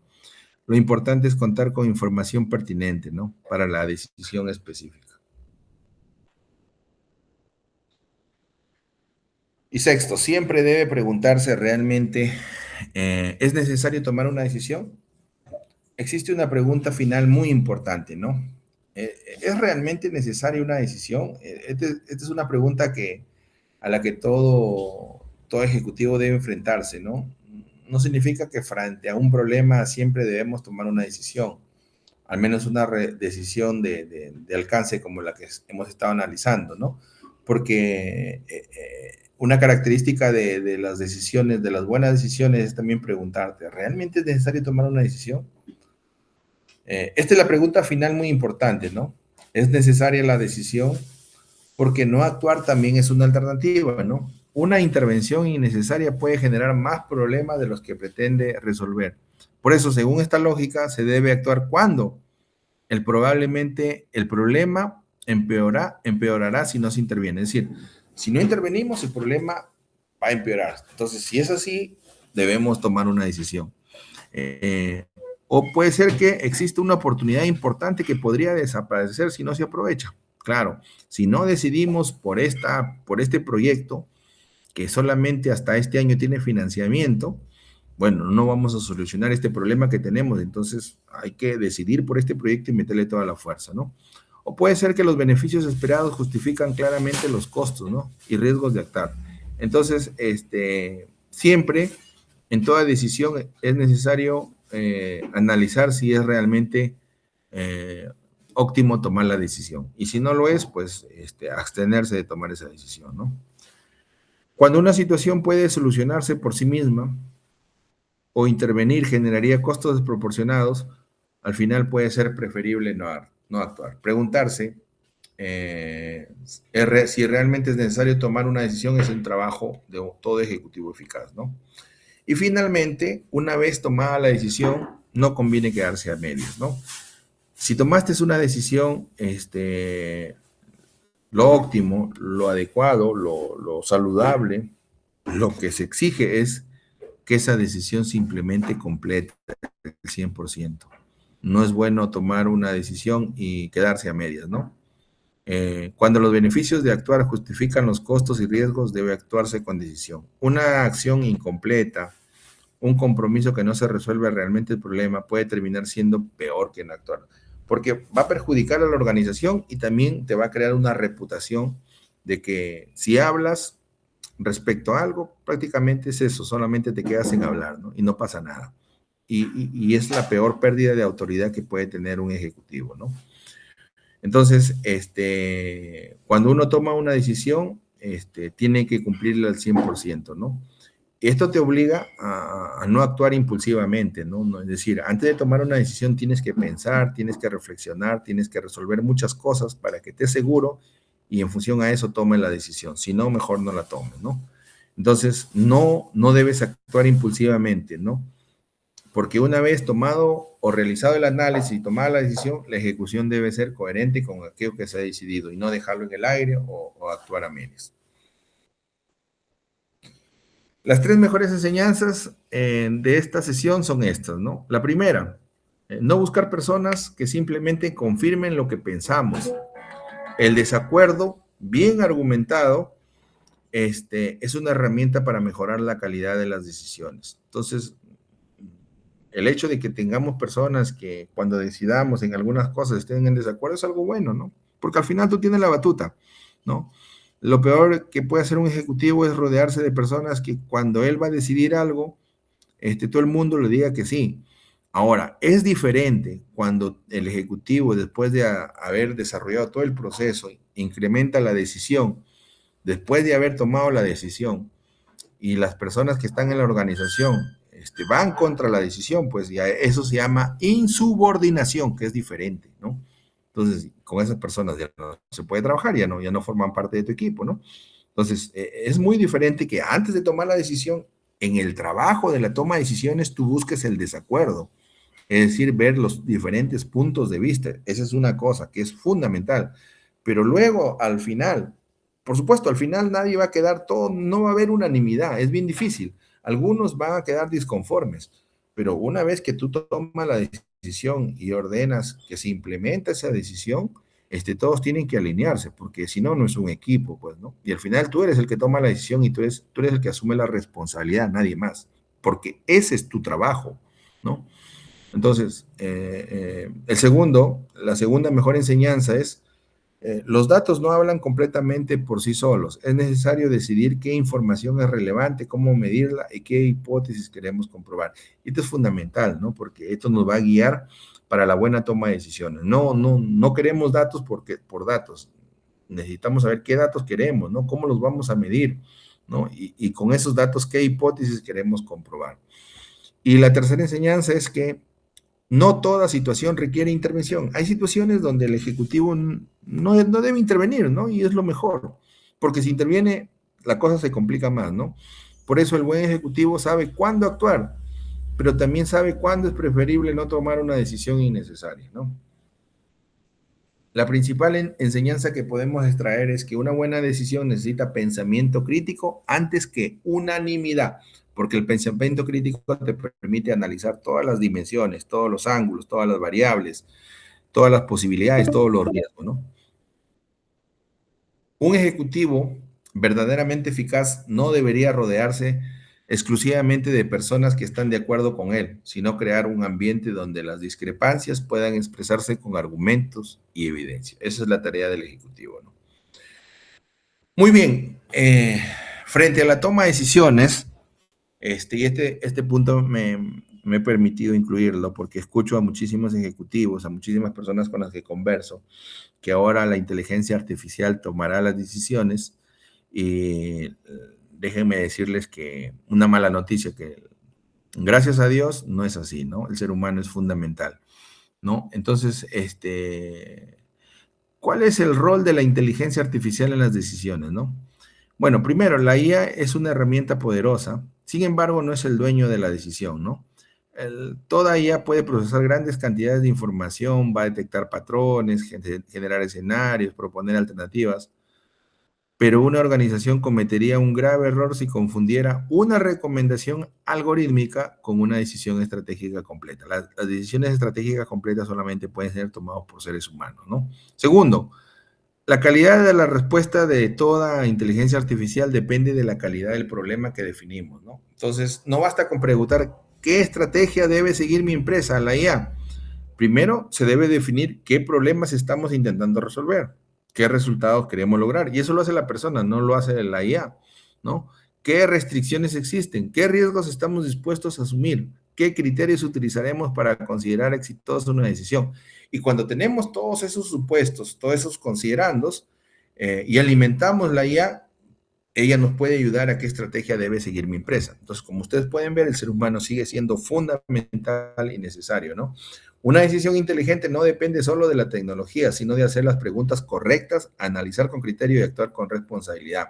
Tercero, la inteligencia artificial obliga al ejecutivo a pensar con mayor claridad. Eso sí es cierto, ¿no?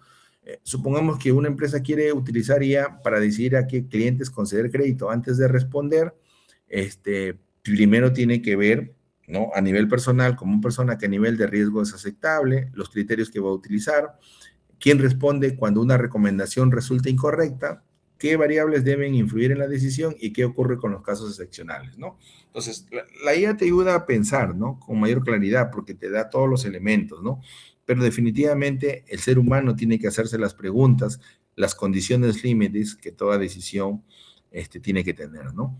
Cuarto, la IA puede analizar lo general, pero el ser humano debe reconocer lo excepcional. Por ejemplo, una inteligencia artificial de recursos humanos podría recomendar no contratar a un candidato porque su perfil se diferencia demasiado de los trabajadores históricamente exitosos de la empresa. Sin embargo, tú como ser humano te vas a dar cuenta que esa diferencia podría aportar innovación, nuevas competencias o una perspectiva que la organización necesita. Eso no lo hace la IA, solo lo hace el ser humano, ¿no? La IA, la inteligencia artificial es un aliado poderoso, pero el juicio humano, la ética y la responsabilidad siguen siendo irreemplazables. Y quinto, la IA puede mostrar consecuencias, pero alguien debe elegir los supuestos, ¿no? Llevándolo al presente, una IA podría decir, el escenario A, reducir precios podría aumentar las ventas en 20%. El escenario B, invertir en diferenciación podría aumentar el margen bruto en 10%. El escenario C, entrar a un nuevo mercado podría duplicar el crecimiento, pero también considerablemente el riesgo. La IA ayuda a analizar las consecuencias, pero alguien todavía debe responder, es decir, un ser humano debe responder. ¿Qué futuro queremos construir? Eso nunca te lo va a responder la IA, ¿no? ¿Qué riesgo estamos dispuestos a asumir si hacemos esto, ¿no? ¿Qué alternativa es coherente con nuestra misión y capacidades? Y eso sigue siendo responsabilidad de quien toma la decisión. Veamos un ejemplo adaptado al sector público y uso de inteligencia artificial, ¿no? Supongamos que una municipalidad provincial desea decidir dónde ejecutar un nuevo proyecto de inversión pública para mejorar la seguridad ciudadana. La IA va a analizar información sobre índices de delincuencia, zonas con mayor número de denuncias, población beneficiaria, ubicación de cámaras existentes, flujo de personas, costos, disponibilidad presupuestal. Luego, en función a este análisis, recomienda intervenir en la zona A, porque presenta el mayor impacto esperado en reducción de delitos y mejor relación costo-beneficio de lo que se va a invertir, ¿no? Un funcionario público eficaz, siguiendo un enfoque, debería aceptar automáticamente la recomendación de la IA y tendría que preguntarse, ¿no? ¿Qué criterios utilizó la IA para determinar que la zona A es prioritaria? ¿Los datos de criminalidad están actualizados? ¿Reflejan la realidad de la población? ¿Se consideran factores sociales que no aparecen en los datos, como la percepción de inseguridad de los vecinos? Esto, por supuesto, lo hace el ser humano, no lo va a hacer la IA. Como pregunta, ¿la intervención beneficiará realmente a la población más vulnerable? ¿Existen limitaciones operativas o institucionales que puedan afectar la ejecución del proyecto? ¿Y qué podría ocurrir si cambian las condiciones sociales o presupuestales? Estas son las preguntas que obligan a la IA realmente a aterrizar en lo humano, ¿no? Por eso se dice que la IA puede proporcionar rapidez en el análisis de grandes cantidades de información y ayudar a identificar patrones relevantes. Sin embargo, el gestor público debe aportar el criterio, conocimiento del territorio, responsabilidad social, transparencia y la capacidad de tomar decisiones considerando el bienestar ciudadano, ¿no? La IA es una herramienta poderosa, pero el liderazgo humano y el juicio crítico son irreemplazables para una gestión pública efectiva. Finalmente, antes el gerente tenía que buscar información, procesarla y decidir. Hoy la IA puede hacer una gran parte del análisis en segundos. pero eso significa que el verdadero valor del ejecutivo se desplaza hacia tareas de mayor nivel. Y estas tareas son definir correctamente el problema. Es la tarea de toda persona, de todo ejecutivo. Cuestionar los supuestos, no lo hace la IA, eso lo tiene que hacer la persona, el ejecutivo. Interpretar el contexto, distinguir lo general de lo excepcional, evaluar riesgos, escuchar posiciones contrarias y asumir la responsabilidad final por las consecuencias. Es cierto, el impacto fundamental de la IA no va a consistir en reemplazar al responsable de decidir. El responsable de decidir, el ejecutivo, va a seguir existiendo, ¿no? Si no, la IA va a obligar a más personas dentro de la organización a aprender a tomar verdaderas decisiones. La inteligencia artificial puede democratizar el acceso al análisis, pero no democratiza automáticamente el buen juicio. El buen juicio es propiedad del ejecutivo eficaz, ¿no? En un mundo impulsado por datos y algoritmos, el liderazgo humano se mide por la calidad de las decisiones y el coraje para asumirlas. Muy bien, estimados amigos, esta ha sido la sesión de toma de decisiones, que es el hábito 5, la práctica, el desempeño 5 de todo ejecutivo eficaz. Espero que este diplomado que se ha llevado sea de provecho para su futuro éxito profesional, que le haya podido dar las herramientas que realmente le van a servir para que se conduzca como un ejecutivo, esté a nivel medio o alto nivel, y que pueda hacer las contribuciones que su organización necesita, ¿no? Y que eso redunde en usted en mejorar su nivel profesional, su nivel de ingresos y su proyección como profesional en el mercado de Lambayeque y, por qué no decirlo, en el mercado nacional, ¿no? Yo de mi parte les agradezco y antes quiero decirles si hay alguna pregunta al respecto. Y si no la hay, les agradezco su atención y bueno, cuentan en mi persona un amigo para cualquier cosa. Quizás en algún momento nos podamos encontrar físicamente y saludarnos al respecto, ¿no? Les agradezco su participación y bueno, será hasta otra oportunidad, si es que no hay alguna pregunta. Y si hay alguna pregunta, estoy atento, ¿no? De mi parte, muchísimas gracias.